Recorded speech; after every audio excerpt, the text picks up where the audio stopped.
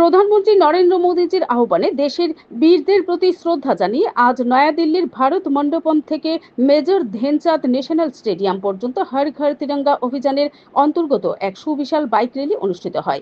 Bike র্যালিতে অংশগ্রহণ করলেন রাজ্যসভার সাংসদ রাজীব ভট্টাচার্য।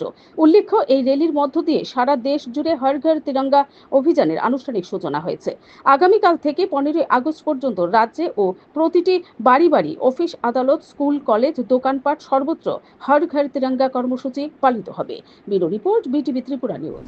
আজকে হর ঘর তিরঙ্গা কর্মসূচিকে বাস্তবায়নের লক্ষ্যে দিল্লিতে, রাজধানীতে প্রগতি ময়দান থেকে একটি সুসজ্জিত বাইক র্যালি এখানে দিল্লির রাজপথে তার বাইক র্যালি যাত্রা করেছেন এবং এইটা আমাদের কাছে সবচেয়ে গর্বের বিষয়।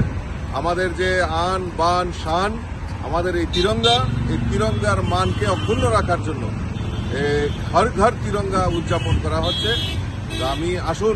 আমি সকলের কাছে বিনম্রভাবে অনুরোধ রাখছি, আসুন সবাই মিলে আমাদের এই আন বান শানকে রক্ষার্থে আমরা হর ঘর তিরঙ্গা উদযাপন করি।